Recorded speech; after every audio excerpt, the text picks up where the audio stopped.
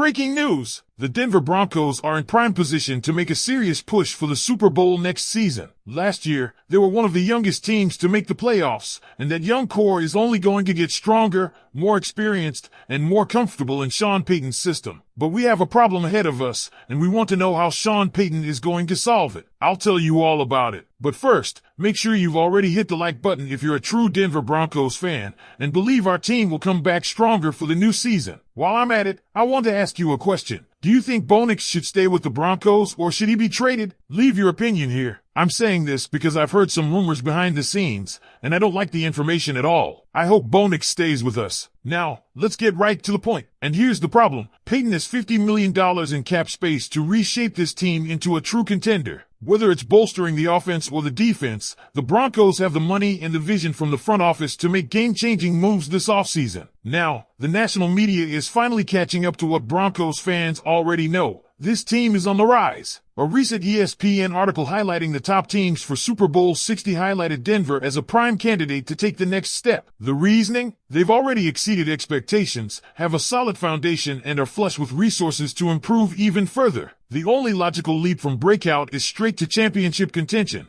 and that's exactly where Denver is headed. But to get there, Payton and GM George Payton need to shore up some key weaknesses, particularly in the middle of the defense. Down the stretch last season, Denver struggled to defend the middle of the field, and in critical games against teams like Buffalo and Baltimore, the run defense was exposed. The linebacking core, especially after Alex Singleton went down, became a glaring issue. Cody Barton and Ben Neiman stepped up. But if the Broncos are serious about going from good to elite, an impact linebacker is a must. That brings us to the big question. How should Denver spend its cap space? Should they go all in on a dominant linebacker to fix the middle of the defense? And if so, who's the best target? One of the most intriguing names floating around is Dre Greenlaw. This guy is a game wrecker, plain and simple. His ability to blow up run plays, lock down tight ends, and disrupt offenses makes him an ideal fit for what Denver needs. But there's a catch. Greenlaw is coming off an Achilles injury. Anyone who saw the clip from last year's Super Bowl knows exactly what happened. He was simply bouncing on the sideline,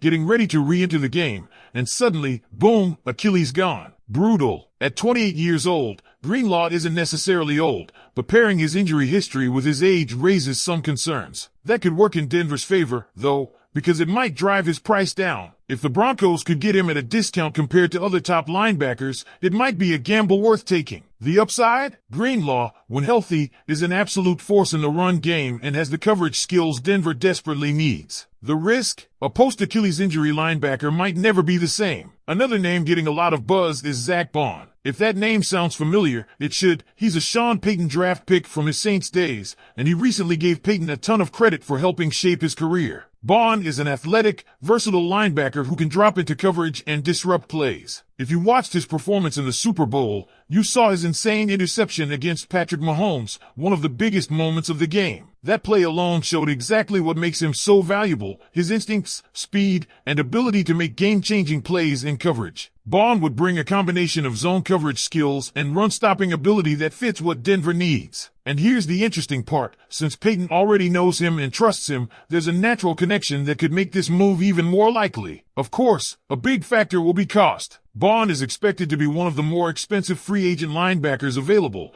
and Denver will have to weigh whether he's worth the investment. And then there's Nick Bolton, the youngest of the three main linebacker targets at just 24 years old. If Denver lands him, it wouldn't just be a huge win, it would be a massive blow to the rival Kansas City Chiefs. The Chiefs' cap situation is already a mess, with 70% of their salary cap tied up in just 5 players. Reports out of Kansas City suggest they're likely to lose Bolton in free agency because they simply can't afford to keep him. Bolton's speed and tackling ability are elite, and he's proven time and time again that he can handle both the run and pass responsibilities at a high level. His sideline-to-sideline speed is exactly what the Broncos need, and the idea of stealing him from Kansas City makes this option even sweeter. But like with Baun, the price tag will be steep. He's young, productive, and in high demand, which means Denver will need to open the checkbook if they want him. So let's break it down. Dre Greenlaw is a high-risk, high-reward option coming off an injury, but he could be a bargain if his price drops. Zack Baun has a natural connection to Payton, excels in coverage, and has big game experience. Nick Bolton is young, explosive,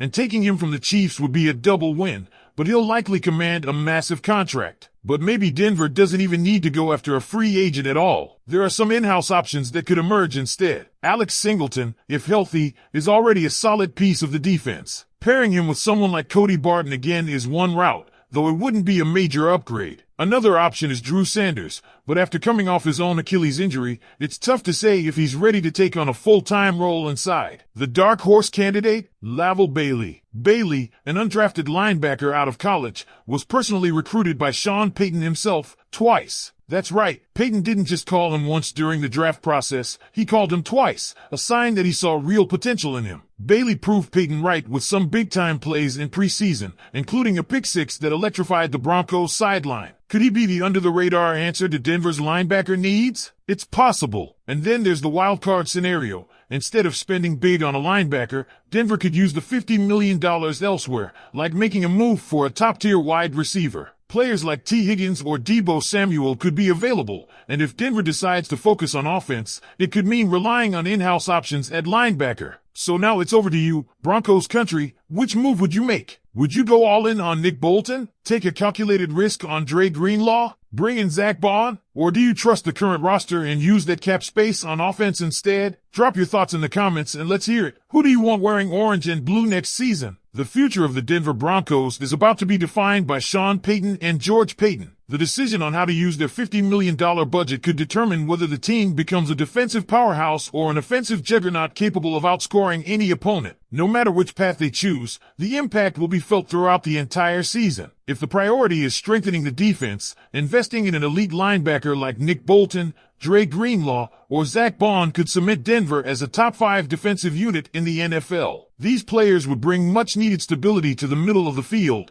making the defense more effective against tight ends and fixing the run-stopping issues that plagued them last season. But what if Payton believes that the best defense is a great offense? In that case, the Broncos could use their resources to acquire an elite wide receiver and give Bo Nix, their quarterback of the future, the weapons he needs to succeed. Two names stand out in this scenario, T. Higgins and Deebo Samuel. T. Higgins, the dominant outside target. Higgins has been a key part of the Bengals offense, but with Cincinnati investing heavily in Joe Burrow and Jamar Chase, his departure seems increasingly likely. At 6 feet 4 inches and 220 pounds, Higgins is the kind of receiver who can win one-on-one matchups, dominate in the red zone, and provide Bo Nix with a true go-to target. Adding Higgins would instantly elevate the Broncos' passing attack. Pairing him with Courtland Sutton and Jerry Jeudy would create a formidable trio capable of challenging any secondary in the league. What should the Broncos do? Now, Broncos country, it's your turn. What's the best move for Denver? Should they go all in on defense and acquire a game-changing linebacker? Would adding a superstar wide receiver like T. Higgins or Deebo Samuel be the key to unlocking the offense's full potential? Is a balanced approach the best option, signing a mid-tier linebacker and a solid WR2? Or should Denver shock everyone and invest in an elite pass rusher instead? No matter what happens, one thing is clear. The Broncos have the money, the momentum, and the leadership to make a move that changes everything. Buckle up, Broncos fans. This is going to be a wild offseason.